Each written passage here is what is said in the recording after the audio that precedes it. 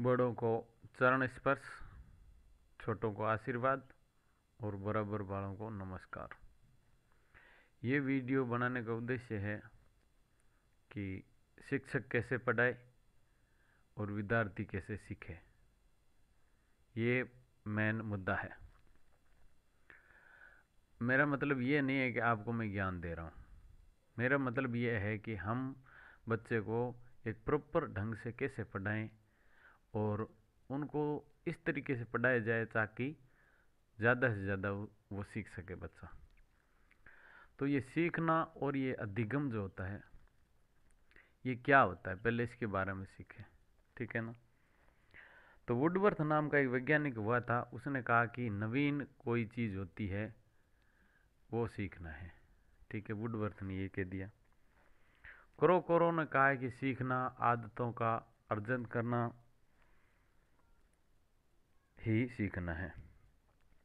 Guilford ने कहा कि व्यवहार व्यवहार में परिवर्तन होता है तो वो सीखना होता है। गेट्स और अन्य कहते हैं कि अनुभव के द्वारा प्रशिक्षण प्राप्त करके जो नई चीज़ सीखता है बच्चा, वही सीखना है।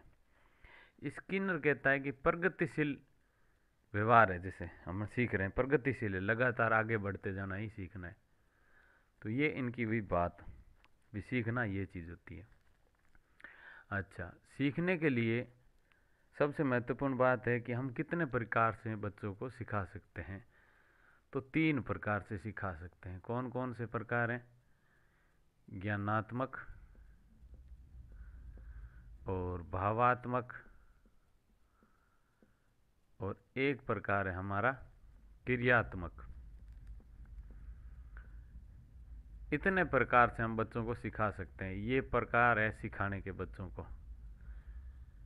अब अगर बात हम करें विज्ञानात्मक, मतलब कैसे भी, अगर कोई वस्तु है, जैसे हम बच्चे को अनार सिखा रहे हैं, तो अनार बच्चे को दिखाएं, तो ये प्रत्यक्षीकरण बोलते हैं इसको। प्रत्यक्ष वस्तु को दिखा दें बच्चों को, ऐसे सीख सकता है। या फिर सहचर्य के माध्यम से। सहचर्य क्या होता है? जैसे अनार के जैसा और कौन है, अनार के जैसा आम है, ठीक है। आम का चित्र बना करके सिखाएं बच्चे को, ज़्यादा से ज़्यादा बच्चा सीखेगा। एक होता है कॉन्सेप्ट। कॉन्सेप्ट के आधार पर सिखाएं बच्चे को। अवधारणा जिसको बोलते हैं, अवधारणा का मतलब ये हुआ कि जैसे अपने कोई बच्चे को कुत्ते के बारे में बता रहे हैं, ठीक है ना, तो या बिल्ली के बारे में बता रहे हैं, ठीक है, तो उसकी पूरी कॉन्सेप्ट बताएं भी। इतने कान होते हैं, ये पूंछ होता है, इतना कद होता है, ऐसा कलर होता है, तो ये उसकी पूरी कॉन्सेप्ट हो जाएगी। तो अभी हमने बात की विज्ञानात्मक तरीके से कैसे सिखाएं बच्चे को। प्रत्यक्ष वस्तु दिखाओ जिसके बारे में आप बात बता रहे हो, या उससे मिलती जुलती चीज़ें जो अनुभव हैं वो बच्चे को शेयर करो, उससे पहले उसने क्या सीखा है वो सहचर्य हो जाएगा। कॉन्सेप्ट होती है कि बच्चे का पूरा नॉलेज उस चीज़ के बारे में दिया जाए। इसके बाद में है ज्ञानात्मक तरीके से कैसे सिखाएं। ज्ञानात्मक तरीका ये 3 प्रकार हो गए। अब भावात्मक तरीके से बच्चे को सिखाना। भावात्मक तरीके से सिखाने का मतलब ये है, जैसे हम कोई गीत होते हैं, गीत के माध्यम से बच्चों को सिखा दें, या उनकी भावना के अनुरूप खेल के माध्यम से बच्चों को सिखाएं। बच्चे का जुड़ाव सबसे ज़्यादा हो, ये भावात्मक तरीके से सिखाया जाता है। एक होता है क्रियात्मक तरीके से बच्चा कैसे सीखे। क्रियात्मक तरीके में शिक्षक क्रिया करके बताएगा, ठीक है। अनार है तो अनार कैसे होता है, अनार खा करके बताएं। या कोई सूत्र है तो सूत्र को पूर्ण रूप से गीत के माध्यम से या क्रिया करके उसको सिखाया जा सकता है। तो क्रियात्मक प्रकार से सिखा सकते हैं, भावात्मक रूप से सिखा सकते हैं, ज्ञानात्मक रूप से सिखा सकते हैं। तो इन चीज़ों के बारे में एक अध्यापक को अच्छी तरीके से ध्यान होना चाहिए। आगे मैं बात करूं कि ये तो हो गए इनके प्रकार। भी बच्चे को कैसे सिखाएं, इसका उत्तर ये है, ज्ञानात्मक रूप से सिखाओ, प्रत्येक वस्तु दिखा करके, अंतर करके, कॉन्सेप्ट समझा करके, भावात्मक रूप से कविता या गीत के माध्यम से, खेल के माध्यम से जुड़ाओ बच्चे का ज़्यादा से ज़्यादा। क्रियात्मक में शिक्षक क्रिया करके बताए ज़्यादा से ज़्यादा, तो बच्चे की रुचि ऑटोमेटिकली बढ़ेगी और आपके विद्यालय का नाम रोशन बच्चा करेगा, ऐसा मनोविज्ञान कहती है। और हम सभी भी कहते ही हैं कि बच्चे को बढ़िया तरीके से सिखाओ। तो ये बच्चे को सिखाने के कुछ तरीके थे। अब सिखाने की बात हमने 3 प्रकार से होगी, 20 प्रकार से हम सिखा सकते हैं। तो जैसे ही बच्चे को आप कक्षा में जाओ तो पहला काम आपका है उसको प्रेरित करो, प्रेरणा दो उसको, मोटिवेशन जिसको बोलते हैं। मोटिवेशन मतलब उसको तैयार करो। तैयार करना, कैसे तैयार करना? मान लो कोई टॉपिक आप पढ़ा रहे हो तो पहले उसको ये बताओ कि आज हम इस चीज़ के बारे में पढ़ेंगे। थोड़ी जिज्ञासा उत्पन्न करना, इसमें बच्चे की इच्छा हो जाएगी। जैसे आप देखते हो कि एक जो बिल्ली होती है, और इसके सामने अगर कोई मांस का टुकड़ा पड़ा है या कोई ऐसे खाने वाली चीज़ है, दूध है, ठीक है, जैसे ही इसको दिखाओगे, दिखाते ही ये इस पर झपट पड़ेगी। उसी प्रकार से जो बच्चा है एक किताब के ऊपर झपट पड़ेगा, ऐसा होता है। पहला कदम हो गया अभिप्रेरित करो, कर दिया अभिप्रेरित, एकदम बच्चा तैयार है। अब दूसरा स्टेप आप लो अनुक्रिया। अनुक्रिया शिक्षक भी कर सकता है और अनुक्रिया छात्र भी कर सकता है, दोनों अनुक्रिया करेंगे। अनुक्रिया करोगे तो इसके बाद में आपको आएगी बाधा। बाधा आएगी रास्ते के बीच में, आप जो सिखाओगे उसमें बाधा उत्पन्न होगी। अब उस बाधा को पार करने के लिए आप क्या करोगे? बाधा को पार करने के लिए अपने बड़े बुजुर्ग भी कहते हैं साधारण भाषा में, उसको हिम्मत दो, जिसको अपनी भाषा में पुनर्बलन कहते हैं। अपनी भाषा में पुनर्बलन बोलते हैं। शाबाशी जैसे उसको दो, दो तरीके से शाबाशी दे सकते हैं, है ना? शाबाश, बहुत अच्छा किया आपने। और जिसने नहीं किया उसको खड़ा रखो, दूसरे बच्चे को बुलवाओ उसे, अगर वह उत्तर देता है तो फिर उस बच्चे को शाबाशी दो, और उसी बच्चे ने जिसने उत्तर नहीं दिया है उस बच्चे को कहो कि हाँ इसका उत्तर ये होता है। अब पुनर्बलन दोगे तो बच्चा अनुभवों का संगठन करेगा। अनुभवों का संगठन, अनुभव का संगठन का मतलब ये होगा कि बच्चा देखेगा कि मेरी गलती कहाँ हुई है, उस गलती को सुधारेगा वो। और जैसे ही बच्चा गलती को सुधारता है, सुधारने के बाद में वो अपने लक्ष्य पर पहुंच जाएगा। ये है एक बच्चे को पढ़ाने का प्रॉपर तरीका। सबसे पहले मोटिवेशन करो, उसके बाद में अनुक्रिया करो, शिक्षक छात्र दोनों मिल करके। बाद में बाधा आएगी, बाधा को पुनर्बलन के माध्यम से दूर करो, और बच्चा अनुभव अपने पूर्व ज्ञान को साथ में जोड़ करके देखेगा कि पहले मैंने केका लिखी थी और अब मैं खेखा लिखता हूँ। इसी तरीके से जो सूत्र से एक सवाल करके दे दिया, दूसरा सवाल अपना आप करेगा। तो ये एक सोपान होता है पढ़ाने का तरीका, जिसको बोलते हैं सोपान। सोपान का मतलब है आपको यहाँ जाना है, इस जगह जाना है, तो आप यहाँ से स्टार्ट होगे, यहाँ जाओगे, ऐसे इस जगह तक पहुँचने का ये लक्ष्य है, आपका टारगेट है। यहाँ तक पहुँचोगे तो इस कदम के माध्यम से 1 2 3 4 5, ये जो 6 स्टेप, छठा स्टेप ये होगा, तो बच्चा बहुत तेज़ गति से सीखेगा। अब हम देखें कि शिक्षक किस प्रकार से मिस्टेक करता है, बच्चा क्यों नहीं सीख पाता है। इन 3 कारणों से, या तो शिक्षक में दोष है, या फिर बच्चे में दोष है, या फिर पुस्तक में दोष है। इन तीनों के अंदर क्या क्या दोष हो सकते हैं वह मैं आपको बताने का प्रयास कर रहा हूँ। शिक्षक कब ढंग से नहीं पढ़ाता? जब उसका स्वास्थ्य खराब हो। स्वास्थ्य गड़बड़ है तो वो कैसे पढ़ाएगा? स्वास्थ्य अच्छा होना चाहिए, उसका व्यवहार मधुर होना चाहिए, मधुर व्यवहार, बच्चों के प्रति एकदम मीठा बोले, मधुर व्यवहार हो। मधुर व्यवहार नहीं है तो बच्चे अच्छी तरीके से उसको टैकल नहीं करेगा बच्चे को। अच्छा, इसके बाद में उसको शिक्षण विधि का पता नहीं होता। शिक्षण जो विधियां हैं, शिक्षण विधियां भी कैसे पढ़ाया जाता है, अगर इसके बारे में आपको पता नहीं है तो मैं और वीडियो डालूंगा, उसके अंदर शिक्षण विधियाँ बता दूंगा मैं। वैसे शिक्षण विधियों की बात करें तो थोड़ी सी मैं चर्चा कर लेता हूँ। भी शिक्षक के लिए शिक्षण विधि, व्याकरण पढ़ा रहे हो तो आपको निगमन विधि लगानी पड़ेगी। निगमन और आगमन, आगमन ये दो विधियाँ हैं, निगमन और आगमन विधि। निगमन विधि थोड़ी हार्ड रहती है, ठीक है ना। तो ये आगमन विधि है, ये सबसे बेस्ट है, क्योंकि पहले आप उसको क्या दोगे, उदाहरण दोगे। उदाहरण दे करके उसके तुरंत बाद आप उसको सूत्र बताओ। हम क्या करते हैं कि पहले वो सूत्र दे देते हैं, ठीक है, और बाद में उदाहरण देते हैं, जिससे बच्चा समझता नहीं है। इसलिए हमारे को क्या करना है, पहले उदाहरण देना है और उसके बाद में बच्चे को सूत्र है वो समझाओ, ताकि बच्चा और बढ़िया तरीके से सीख सके।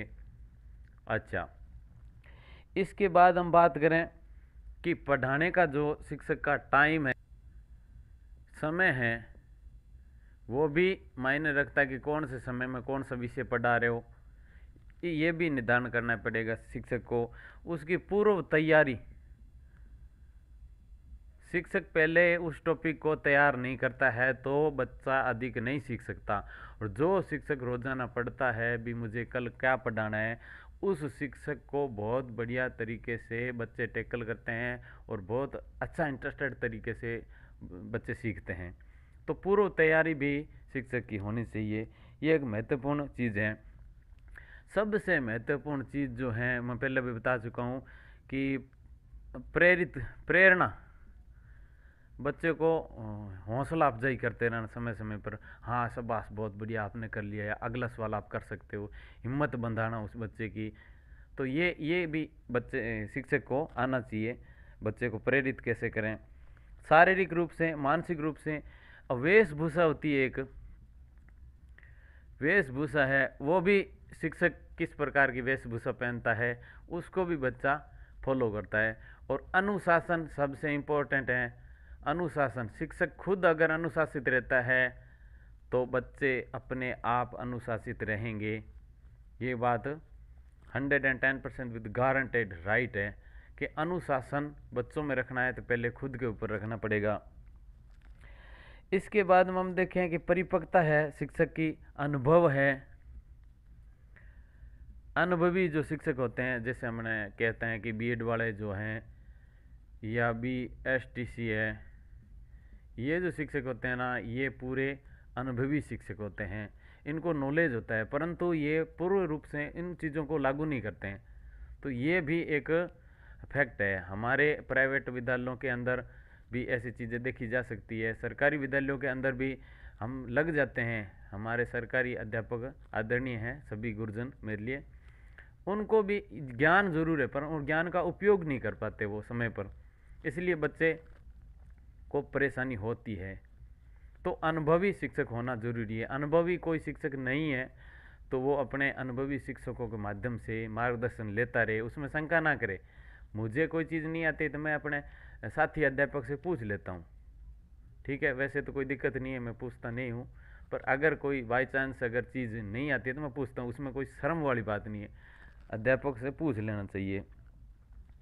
तो ये जो चीज़ें, अभ्यास बराबर लगातार, शिक्षक अपना भी अभ्यास घर पर करके रखें। अभ्यास, तैयारी, पूर्व तैयारी, समय, अभिप्रेरणा, वेशभूषा, अनुशासन, इन सभी चीज़ों का शिक्षक अगर ध्यान रखेगा तो निश्चित रूप से आप मान कर चलिए कि बच्चों का भविष्य बहुत ही उज्जवल होने वाला है और बच्चे बहुत ही बढ़िया तरीके से सीखेंगे।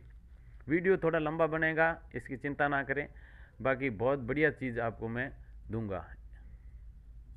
अब बात करें अभी छात्र क्यों नहीं सीख पाता। छात्र की भी कुछ समस्या होती है, ठीक है ना। विषय अध्यापक का विषय का ज्ञान होना भी बहुत ज़रूरी है। विषय ज्ञान, वो विषय का ज्ञान, हर एक विषय का ज्ञान तो होता है, परंतु ज्ञान को अच्छी तरह से इम्प्लीमेंट नहीं कर पाने के कारण छात्र नहीं समझ पाता है। इसलिए इन चीज़ों का ध्यान रखना अपने सभी अध्यापकों को। छात्र की अगर वातावरण घर के अंदर बढ़िया लगा हुआ है, वातावरण है, तो बच्चा निश्चित रूप से सीखेगा। अगर मान लो 3 उसके घर में नक्शे नहीं लगे हुए, नक्शे, ये 3 नक्शे राजस्थान के, भारत का और संसार का, तो ये नक्शे अभिभावकों से निवेदन रहेगा कि घर के अंदर प्रत्येक बच्चे को इन नक्शों को लगा करके देवें।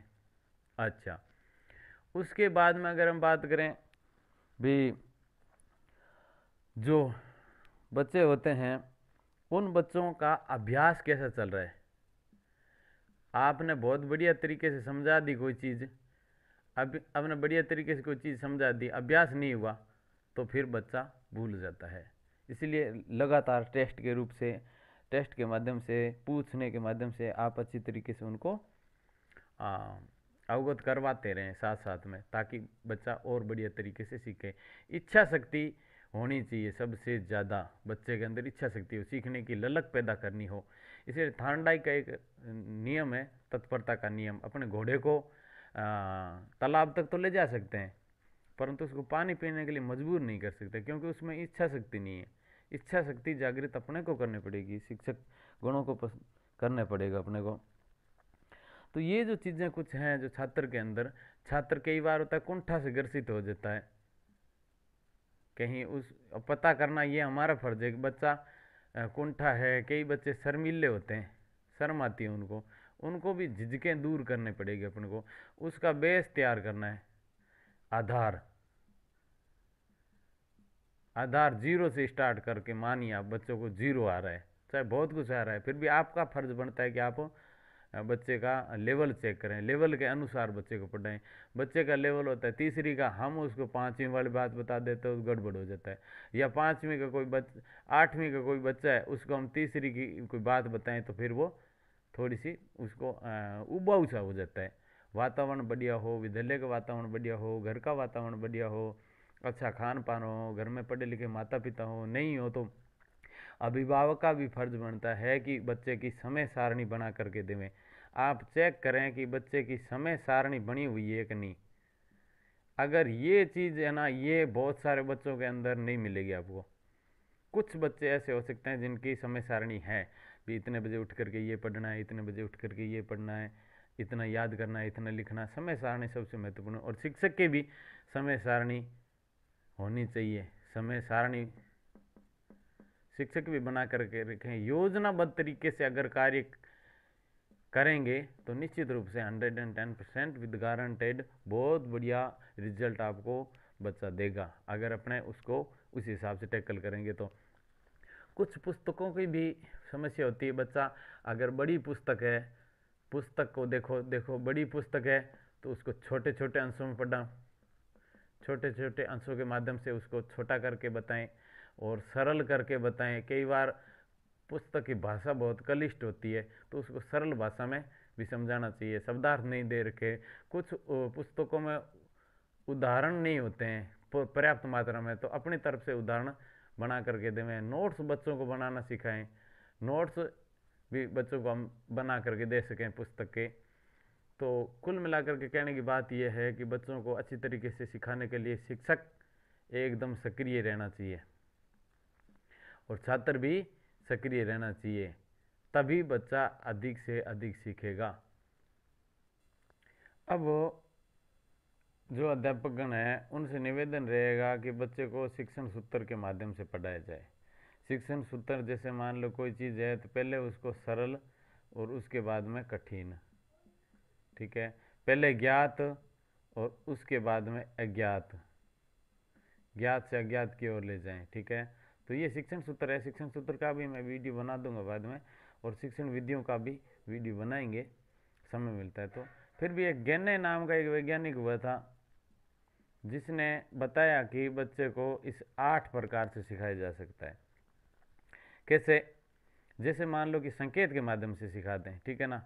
भी मान लो बच्चे को आप क्या सिखा रहे हो, साइकिल सिखा रहे हो, सपोज करो कल्पना के माध्यम साइकिल सिखा रहे हो, तो साइकिल का आप जैसे ही बच्चे के सामने साइकिल का चित्र बनाओगे, चित्र बनाते ही वो बच्चा आपको कहेगा भी मुझे साइकिल सिखाओ। तो उसने क्या कर दी? अनुक्रिया कर दी, उद्दीपन अनुक्रिया कर दी। फिर उसको उसकी श्रृंखला के बारे में बताओ भी साइकिल है, साइकिल के बाद में मोटरसाइकिल है, मोटरसाइकिल के बाद गाड़ी है, गाड़ी के बाद में बड़ी गाड़ी है, उसके बाद में रेल है। ऐसी श्रृंखला बना करके समझाओ। जैसे अपने छोटे के है, के बाद में खे है, खे के बाद में गे है, घे है, अड़े है, ऐसे, ये भी एक श्रृंखला होगी। तो ये इस माध्यम से सीखा, पहले संकेत के माध्यम से, चित्र के माध्यम से नहीं सीख रहा, अनुक्रिया करवाओ, क्रिया के माध्यम से सिखाओ, नहीं सीख रहा, फिर श्रृंखला बताओ, श्रृंखला के माध्यम से। ये स्टेप होते हैं, पहले संकेत, फिर अनुक्रिया के माध्यम से, फिर श्रृंखलाबद्ध तरीके से सिखाइए। फिर शाब्दिक, शाब्दिक मतलब आप बोल करके कविता बोल सकते हो, कुछ उसकी कविता बना लो, कुछ गीत बना लो, ऐसे भी अपने सिखा सकते हैं, गीत कविता के माध्यम से बच्चे को सिखा सकते हैं। फिर उसके माध्यम से अपने बताएं कि मान लो विभेद करना, जो चीज़ें, दो चीज़ें, अब मोटरसाइकिल के बारे में बता रहे हो और साइकिल के बारे में बता रहे हो, तो आप बताओ मोटरसाइकिल के ये पार्ट्स होते हैं, इस प्रकार से ये मोटरसाइकिल चलती है, ब्रेक ये होता है, ये होता है। पहले उसको संपूर्ण ज्ञान दे दो, पहले संपूर्ण ज्ञान दो, संपूर्ण ज्ञान दे करके फिर उसके पार्ट बताओगे तो बच्चा बहुत बढ़िया तरीके से सीखेगा।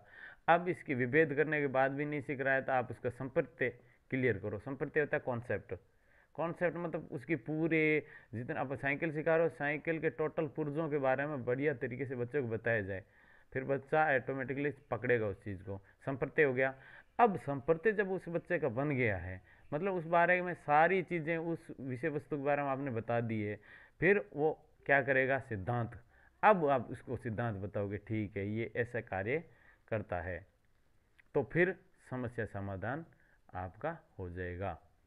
दोबारा रिपीट कर देता हूँ मैं, पहले संकेत के माध्यम से, फिर अनुक्रिया के माध्यम से, फिर श्रृंखला के माध्यम से, फिर शब्द के माध्यम से, जैसे गीत बोलते हैं, कविता बोलते हैं, इस प्रकार से उनको प्रेरित करें भी, ठीक है भी साइकिल चलाने से ये फायदा होता है, ये चीज़ से चलाने से ये चीज़ फायदा मिलता है अपने को। विभेद कर दें, अंतर बता दें उनके बीच में कैसे कैसे डिफरेंट है, अंतर है। संप्रत्यय, कॉन्सेप्ट क्लियर करें बच्चे की, उस विषय वस्तु के बारे में पूरा का पूरा ज्ञान उसको दिया जाए तो कॉन्सेप्ट क्लियर हो जाएगी। फिर उसको सिद्धांत बताइए, सीधा ही सिद्धांत बताने से बच्चा नहीं सीखेगा, पहले ये स्टेप पूरा करें, फिर ये सिद्धांत बताएं, सिद्धांत बताओ उसको, या नियम बता दो, सिद्धांत नियम कह सकते हैं इसको, फिर वो समस्या समाधान का हल करेगा। वीडियो थोड़ा बड़ा ज़रूर बन गया है, मुझे उम्मीद है कि आप लोग इसको अन्यथा ना लें। मेरा उद्देश्य केवल बच्चों को बढ़िया तरीके से बच्चा सीखे और एक माँ बाप का रोशन करे, गुरुजनों का नाम रोशन करे, आपके विद्यालय का नाम रोशन करे, गांव का नाम रोशन करे। इसी आशा और उम्मीद के साथ जय हिंद। वीडियो अगर अच्छा लगा हो लाइक शेयर सब्सक्राइब जरूर कर देना। धन्यवाद।